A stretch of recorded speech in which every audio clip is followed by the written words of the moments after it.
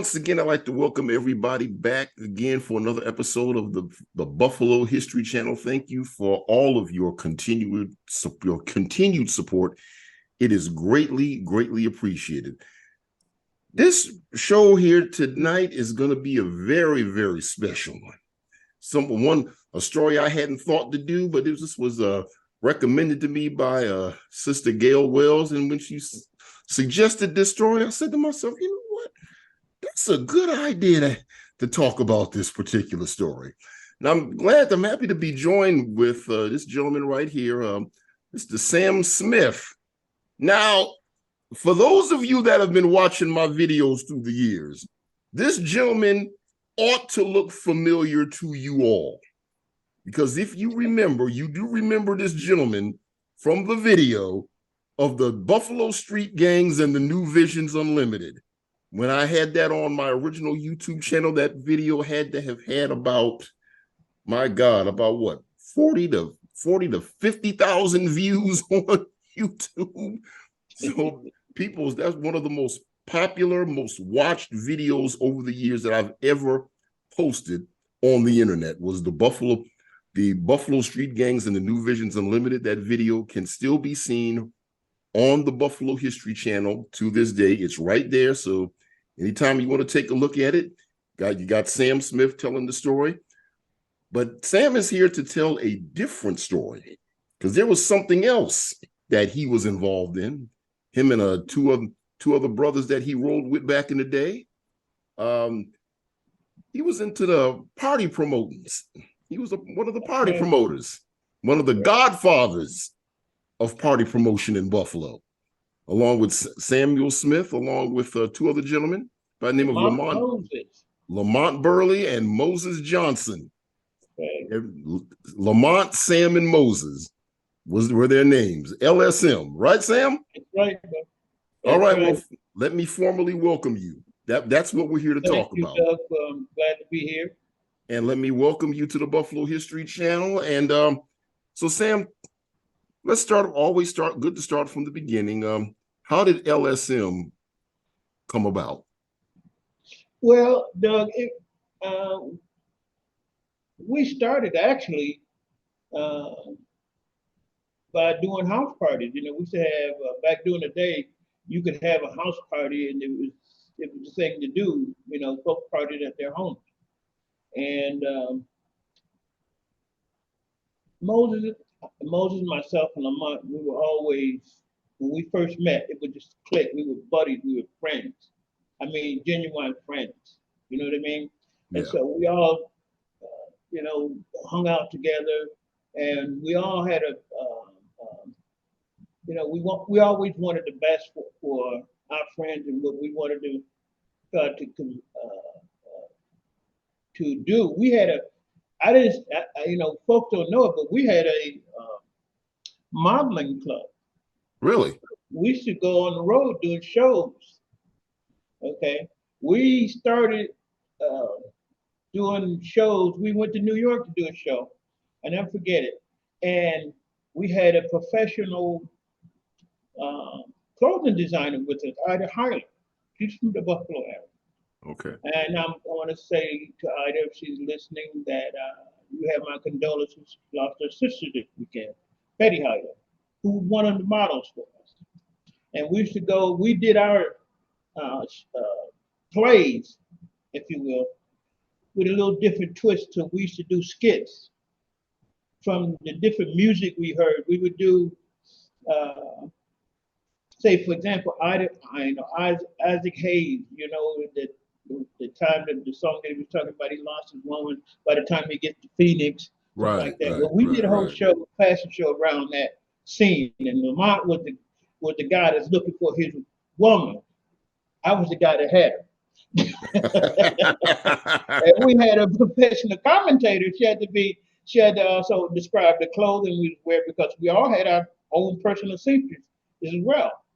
We would get the GQ magazine and we would pick out something we wanted and have our secrets to make it. We had a bachelor's pad in Town Gardens, 11 Tramiel Walk. We used to call it Studio 11. Oh, okay. 3 bedroom.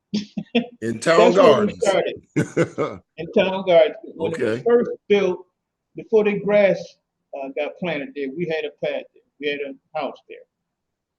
And we started giving house parties there. And they got bigger and bigger and better. They would last all night. People would be, when they did plant grass, people would be laying out on the lawn in the morning in their chairs, waiting for the sun to come up. We had a beautiful time. And so I didn't, we were into jazz and some stuff like that. And, we weren't really into disco. But disco came in. I didn't know what disco to me was, dance, dance, dance. It's all about the dance. I Okay. think that's what disco was about, dancing. Okay. Okay. I didn't do that. Lamont did. and, and so we, the house got too small for us. That's what happened. The house got too, plus Michael Copeland, who was always trying to compete with us. And that's what Gail told you about LSM. Man, I can't even. I'm trying to imagine that. I mean, at that time, she and Michael were friends. I think they got a child together. So we always competed. So Michael had Eduardo's on Bailey Avenue at the time. Yeah. The drug treatment facility, but it was Eduardo's, and also the Touch of Class. Bobby Richards had the place of Touch of Class, and this is when Buffalo was just trying to get into the disco scene. Right. And so we would go to these places, Moses, myself, Lamont, and I think Hollis Woods had him and Doug Blakely. Doug was a DJ at Waffle. Right. And they used to do downtown at a club on Franklin Street, disco. And then we all would go to, and then they had the Touch of Class. And Michael left, Eduardo went to Touch of Class. They had the big, but the Touch of Class wasn't a Touch of Class.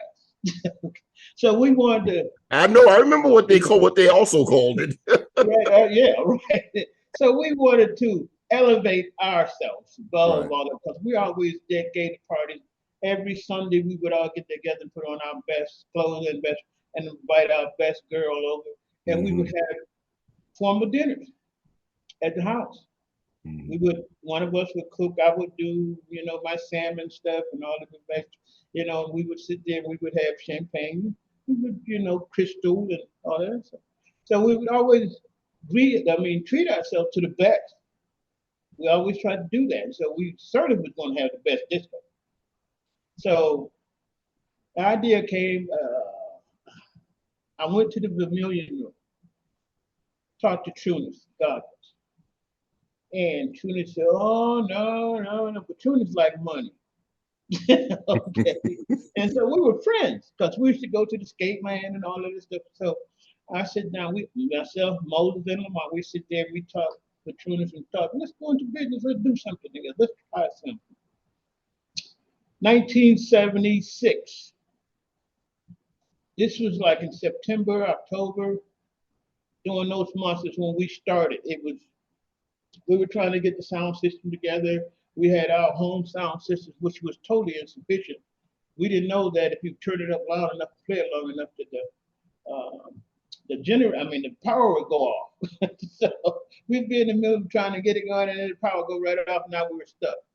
So we eventually got it going, and then the blizzard of '77, January hit. We were struggling trying to keep it going because we were getting few people here. They were just starting. No one knew about, really knew. We were just struggling trying to get it going, the disco. And after the blizzard of '77, when folks were, homebound for God knows how long, they finally when they started coming back out, we got back on the radio. We was on the radio every 7 days a week. Which station? BOK and okay. Waco. Okay. We would go to both stations. We would go to Franklin Wren's. They were on Franklin and Virginia at the time. That's what BOK was. Right. and we would go there. We would cut our commercials. We would go out to Mullins. Don Mullins was Don the Mullins. Buffalo. Waffle. We would go Yep. out there when we was on the south, Mm-hmm. and we would do that. And so we had free run of the place. We did. Lee Pettigrew was our guy, and The Lee factor. yeah, Lee. Uh, uh, what's his name? I forget his name now. But anyway, we Freddie started. Patrick. Yeah, Freddie Patrick. Okay. That was my guy, Freddie Patrick. He was funny to me, but he was good. He was good, Mm-hmm. Freddie Patrick. And used to do the commercials. But then Lamont got the idea he wanted to do the commercials. He would be the voice of the commercials. And so I wrote them all. Right. I used to write the commercials. And then we started back in January. We was all of a sudden, boom, it was pandemonium. Everybody was coming to the Vermilion Room. You know, people from all over, and as it grew, we were there for 7 years. Mm. And as it grew, people from Ottawa, Quebec, Detroit, I mean, the whole East Coast.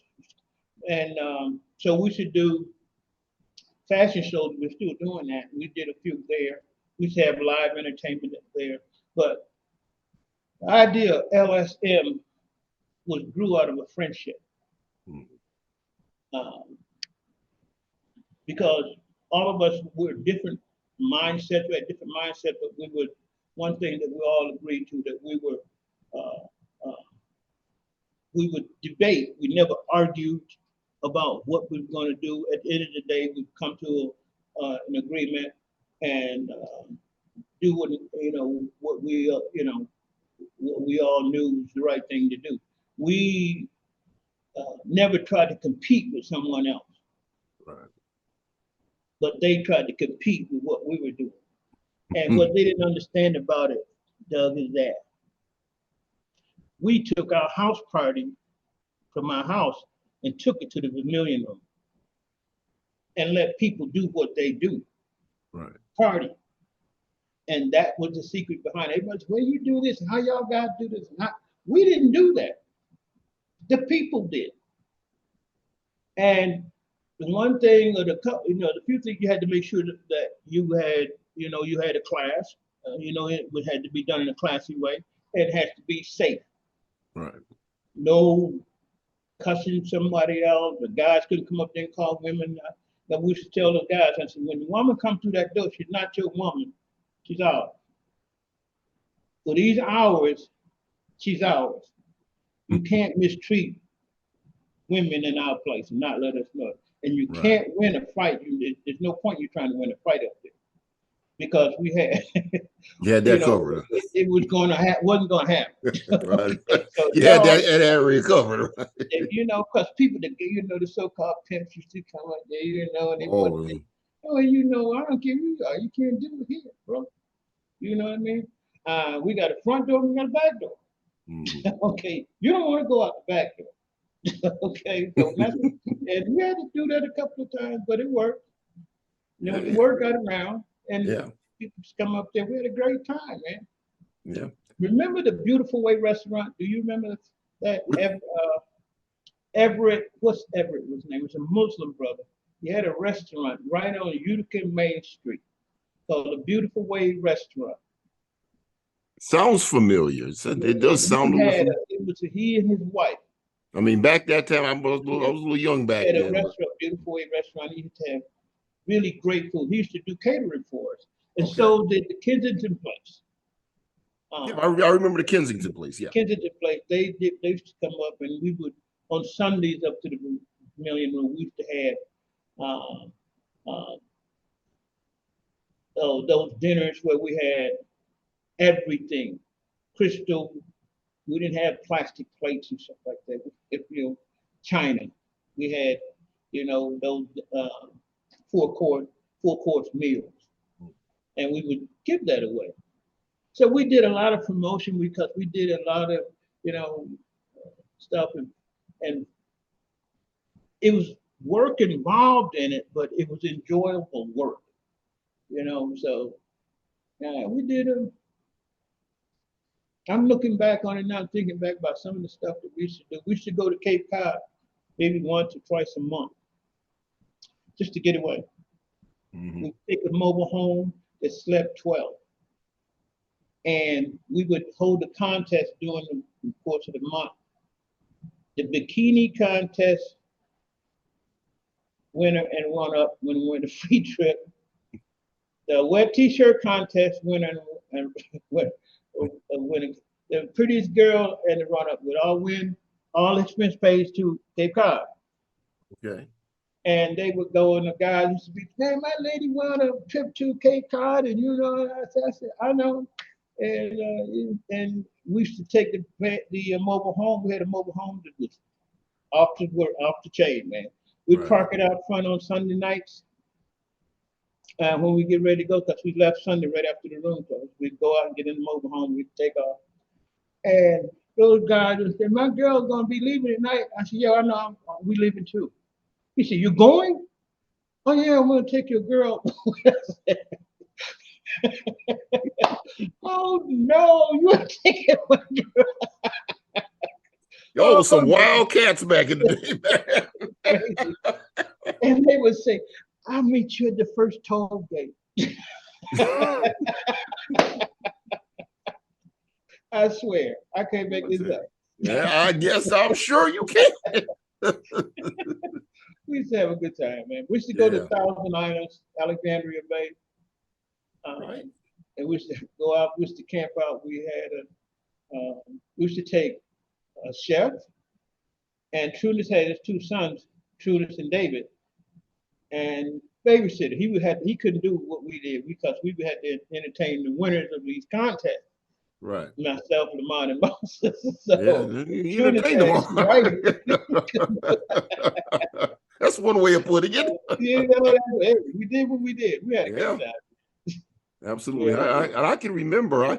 I did have a chance to go to one of your parties. It had to have been. Yeah, it was in like somewhere in the late 90s. Y'all did some kind of a return party.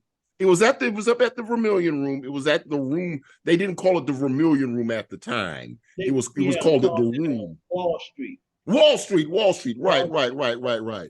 And it was after we left, they named it that. We left there, we went to the Rendezvous Room. Okay. At the Statler. Mm-hmm. We had the three Pecoraro brothers. We were doing some stuff. They ran the Statler. Right. The concession there. So we got to deal with them.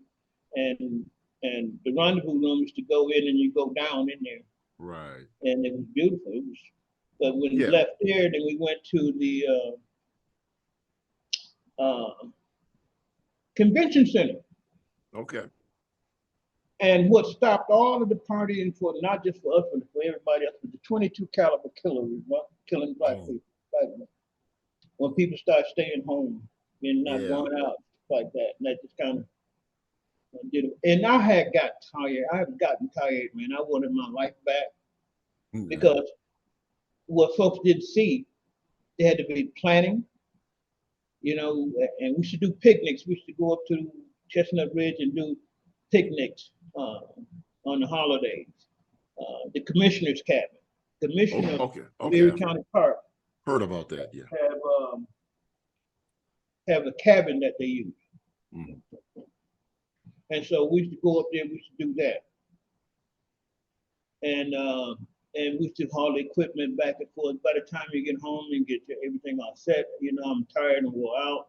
Plus, I was kind of I loved to go fishing. And I had to give up all of that just to do that LeBron Sam and Moses stuff. And when I just wanted my time back, and I think Moses and Lamont felt the same way because Moses went on the road with Rick. Yeah, I was gonna ask y'all if you guys ever did anything with Rick James. Oh well, we did a party when he first went out on the road at the Butler Mansion. Okay. Over here on Delaware and North Street, that big mansion. Yeah.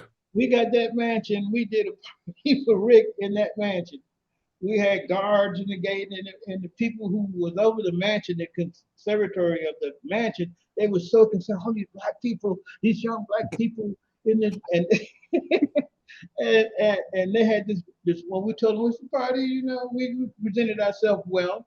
So this woman, I guess she's a middle-aged woman, and she said, well, she was nervous. The party started. Earl Roberson was playing jazz in the basement. We were upstairs doing a disco party inside the mansion. And when the sun came up, I'll never forget. This woman was sitting out on the veranda with her feet up, her shoes off, and she said, I just had such a lovely time. And so people trying to get into the building. Oh, okay. Out of my office, they knocking on the window, So Okay. sorry about that. But anyway, we did that. We did something with Celeste Lawson and what concert was Luther? Yeah. Mays. Wow. And someone else came here at the art. We did something with them with that.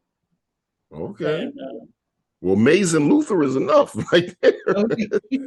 yeah, I mean, well, we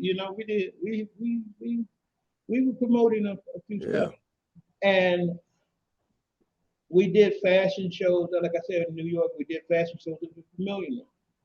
Pat, what's his name? Pat Patterson. I forget Pat's last name, but he had a entourage. He had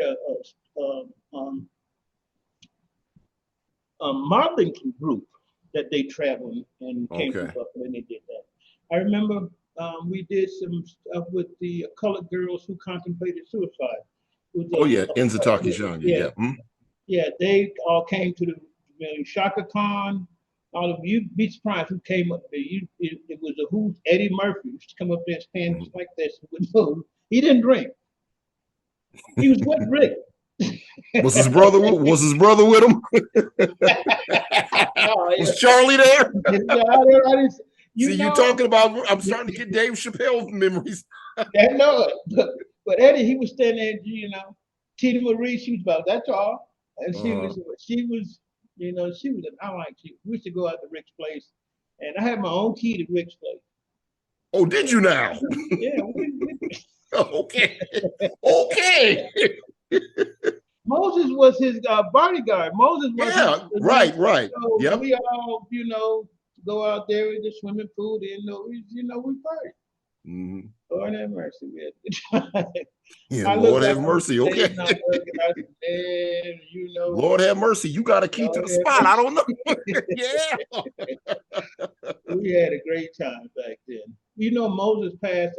I miss every day I wake up, I think about Moses. Yeah. So he was just there, always there. Right. Then now he's gone, and it's just a big void, for my life with him missing like that, because he was always a go-to person for me. Right. To say, tell me the truth. What do you think about this? Tell me the truth. No pretensions and anything. Like just tell me. He would always, because I always valued his opinion. Right. And not the same way we were talking. I valued their opinion. I always thought I knew everything. So, but they would always say, "Well," I said, "Okay," and I wanted to hear it because most time they were right. Yeah. And so that's how we, meshed and came together to do our business with the LSM. We didn't. There was no pretensions about us. Folks used to look and say, "Oh, you guys are so nice." This is the way we were. I was just being myself. Yeah. There was, I had groupies, Doug. I can imagine that. Them parties y'all threw back in the day. Yeah, I can imagine that in the 70s. I thought that was so. My autograph, you remember? I'm sure you signed a few. And I remember. I was going to say it. I remember right before he passed was when Gail had suggested that I speak to the three of you guys, and I was like, that's a great idea. And then I found out that he had passed away. So his son passed away this past week. Yep. Moses Jr. My condolences to the family. Mm-hmm. And the funeral was yesterday. Thursday. So when you see the party promotion Mhm. clearly still goes on in the city of Buffalo. Right. Goes without saying. And what do you think when you see some of the new up and coming party promoters that have come along in yours and Lamont and Moses' legacy? I I look at it not I look at it in a critical way. You Okay. know, there are no places that you can go and know that you're going to be safe. You know what I mean?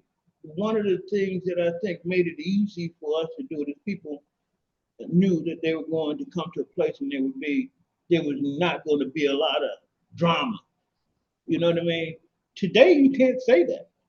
You know, the Mm. one person who did do um, great things was Eric Martin. He did the Yeah, Pearl Street Grill. I like Eric when he was doing that stuff.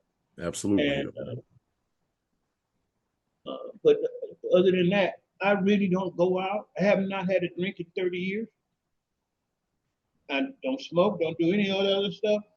30 years, I said, I just wanted my, be who I am, be just straight out natural. That's who I'm, that's what I am. That's what I do. And so I go out here and there. I like live entertainment, uh, but it's not like it used to be, man. It just, my daughter, she goes out sometimes with her friends. Want to come go with me here? Come. I don't feel comfortable going some of the places now because Mm. folks, are not like they used to be. Old school. Right. When I look back on the day we used to have house party, you can have house party, no drama at all. We used to have parties and everything. You could leave people leave their purse laying on it, and they come back and be there hours later. Mm. You know, now, it's just different. And I don't know, it's a different mindset. I think we've allowed it to get that way. It's the adults in the room allowed it to happen. You know what I'm saying? Mm-hmm. Because if you're expecting someone else to come up and police you, and you without your children and your relative and your friend to police them and tell them you can't, shouldn't do this, you wait for someone else to do it. It's not going to happen. You have to step in and be up front. That's what we did with the gang stuff. You have to police yourself. You Mm-hmm. know what I mean? Right. And have them police themselves because no one is going to do it for you. And so people used to ask, why don't y'all do a party, and we did a few. We did something for Judge McLeod. We've done some stuff for uh, birthdays, for friends. We just did it, we did a party. The last one we did was at the Metropolitan Club, Okay. and it was sold out for McLeod. It was just sold out. People said, "Yeah, it's great. I'm glad y'all back." Yeah. I'm not back. No, we ain't back. This one night only. In fact, I'm ready to go home right now. It's past my bedtime. I hear you, man. I hear you. But so reminiscing about it's we did what we did. We had a Yeah. good time. Yeah. Folks still remember that to this day. Mm-hmm. Well, They certainly. come back and say, "Man, I don't know, you ain't that, you a legend in this town. You Sam, but not Sam, Lamont and Mm-hmm. Moses back there." And I said, "Yeah," and you see some of the folks, they've changed a little. you know. Well, it was certainly an honor to have you be a part of the Buffalo History Channel. I was when this was suggested to me, I jumped at the chance, and I'm proud to say that the one time I had a chance, I did have a chance to attend one of your parties back in the '90s. So it was Oh, I that's had great, man. That's I great. had to That's see great. what all the hoopla was about because found out about y'all when I was researching and doing the documentary on the Yeah. Build organization back in the day, Yeah, that's right. You did which do that. That's which good. started it all for me. So that's how I That's heard right. about all of y'all. That's right. That's right. Well, Absolutely. Doug, I'm glad was able to do it. And, in fact, it's an honor to do it. And when you get back to Buffalo, man, look me up. You got my phone. Absolutely.